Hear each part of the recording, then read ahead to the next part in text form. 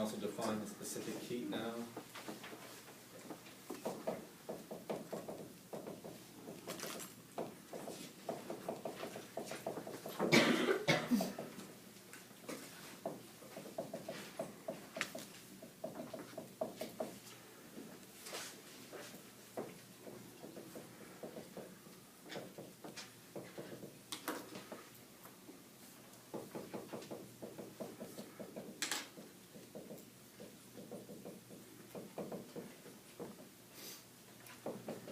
So for specific heat, this could work for anything. For 1 kilogram of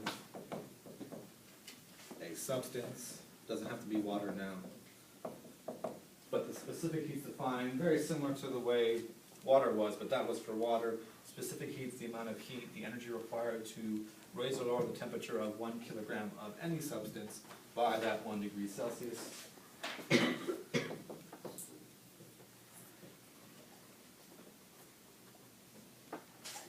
And so that kilocalorie is kind of really based on that same idea, but just for 1 kilogram of water.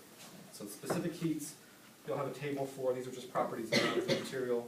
And it tells you really it's a measure of how much energy you need to change something's temperature. And on page 390, we'll have a table 11.1 for some specific heats there. Is that a lowercase c or an uppercase c? Either one you want. C. Yeah.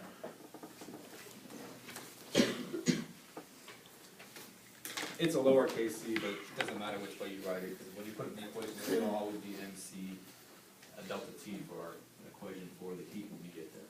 So you're right, specific heat is C, kcal, and cal. That's how you'll differentiate on the word. Oh yeah, I mean, this C will just be a C. Don't ever confuse this C with a calorie, because calorie will be written as a calorie like this, or a kcal for a kilocalorie. And this C, the heat, the energy required,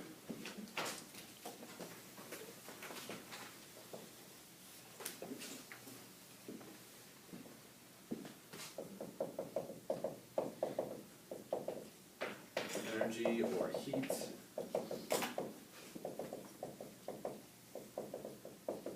required to raise or lower the temperature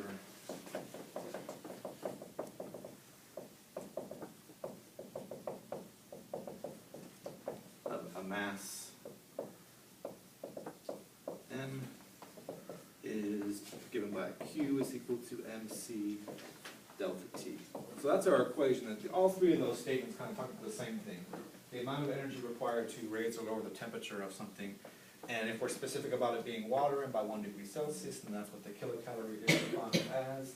Your specific heat is a measure of the amount of energy that would take to raise or lower the temperature of a mass by 1 degree Celsius. And for any temperature change and for any mass, we can find that energy, which is based on that specific heat of the substance, by this equation right here that just says Q is equal to MC delta T. Many of you have probably seen that before in chemistry or something like that in a very similar form. If you look on that table that I referred you to here on page 390, open up your books if you have them with you, just so you can kind of see the table here. This one's going to have more constants in there. Here for the C, you'll notice that from this equation, C has units of, well, if we look in here, and I'm supposed to multiply all these together to get Q, which is in joules, then this is a kilogram times the temperature difference here. So I need my C to be in joules per kilogram per degree Celsius, or some other temperature units if we're using a different T.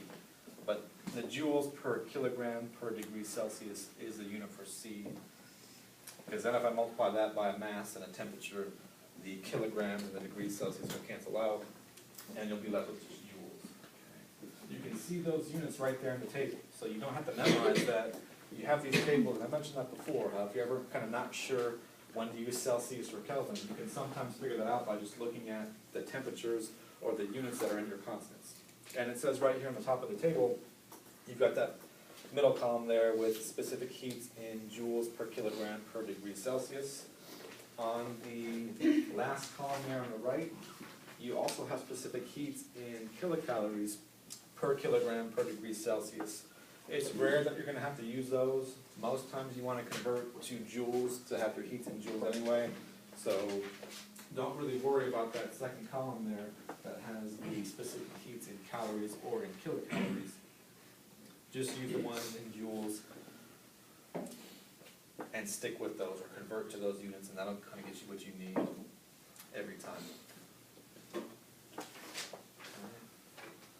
So if we look right here, we can see that if delta T is positive, then Q is positive,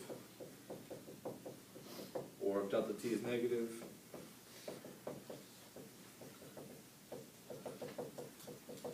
then Q is negative. So the temperature change determines the sign of the heat, and heat is just the transfer of energy.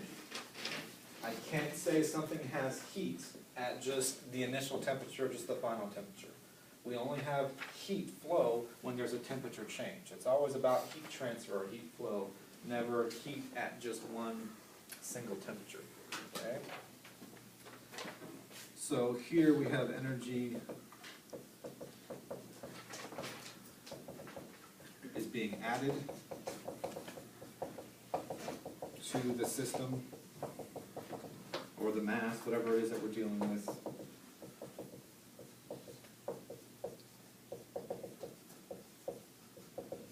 So if Q is positive, you have energy added to the system, energy gained, and then energy being removed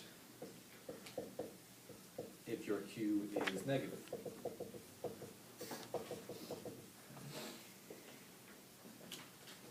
So the signs of the Q's depend on the signs of your temperature differences. Positive if it's an increase in temperature, negative if it's a decrease. It is useful to think about this concept right here, whether you're adding energy or removing energy from the system, and whether that should be positive or negative. But you can also just trust your math. If you always plug in your delta T's in the correct order, final minus initial, this will tell you if Q is positive or negative. Now, with some of our different Q's later on for things other than a temperature change, then some of those, it won't work out, but we can just get the sign directly from our math. We'll have to choose it on our own. But here, if you just do the math the right way, it'll come out plus or minus. That's just the way to interpret it here, but you don't need to assign it a plus or minus value on your own. It just comes out of the delta right there on the temperature change right here.